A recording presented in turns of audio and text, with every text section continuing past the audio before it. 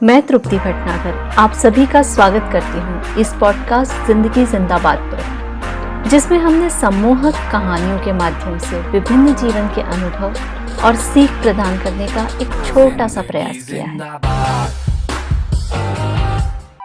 एक गांव में दो दोस्त रहा करते थे। दोनों हमेशा ही लोगों की किसी न किसी बात पर हंसी उड़ाया करते थे। उन्हें कभी भी किसी के कार्य में अच्छा दिखाई ही नहीं देता था। उनकी एक ही आदत थी, हर किसी के काम में कोई ना कोई नुक्स निकालना या फिर उनकी निंदा करते हुए उपहास उड़ाना।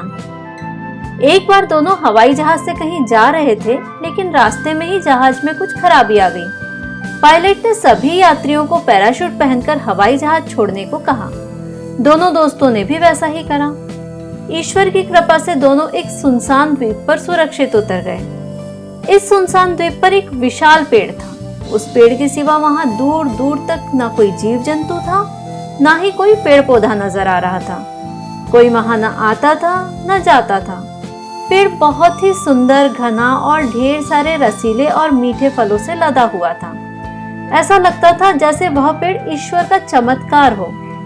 वह दोनों दोस्त अब उसी पेड़ के नीचे रहने लगे। उसकी छाल एवं पत्तियों की मदद से उन्होंने अपने लिए पहनने के कपड़े बनाए, तो उसकी सूखी पत्तियां ही अब उनका बिछौना थी।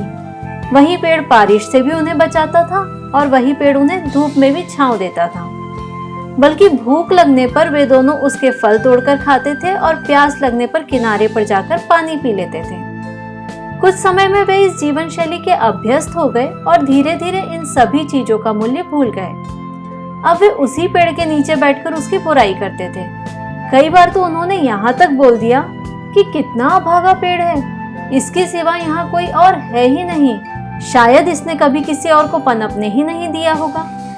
हो सकता है इसे अकेले रहना ही पसंद हो, या फिर पूर्व जन्म के किसी पाप के कारण ईश्वर ने इसे इस टापू पर अकेले रहने की सजा दी हो। किसी न किसी रूप में उसकी निंदा करना अब उनका नियम बन गया था। पेड़ भी रोज उनकी बातों को सुनता था। थोड़े समय के बाद पेड़ को भी एहसास होने लगा, शायद ये लोग सही बोल रहे हैं। अब वह निराश रहने लगा। धीरे धीरे उसकी पत्तियां मुरझाने लगी और उसकी शक्तियां भी कम होने लगी। अब उस पर फल लगना भी बंद हो गए। इधर दोनों दोस्त अभी तक भी कुछ समझ नहीं पाए थे और उन्होंने रोज पेड़ की निंदा करना और बुराई करना बदस्तूर जारी रखा। थोड़े समय बाद ही पेड़ सूखकर खत्म हो गया और उसके कुछ दिन बाद ही दोनों दोस्त भी।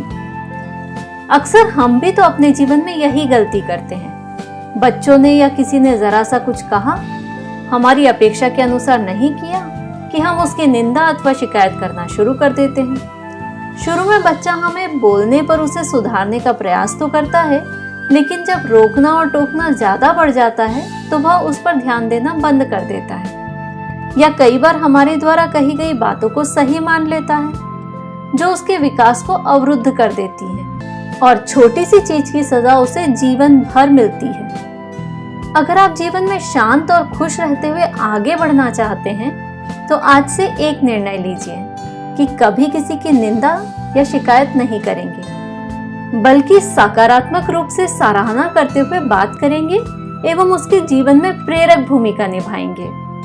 वैसे महान लेखक डेल कार्नेगी जी ने भी कहा है, आलोचना करने वालों को स्वयं अपनी ही आलोचना का सामना करना पड़ता है।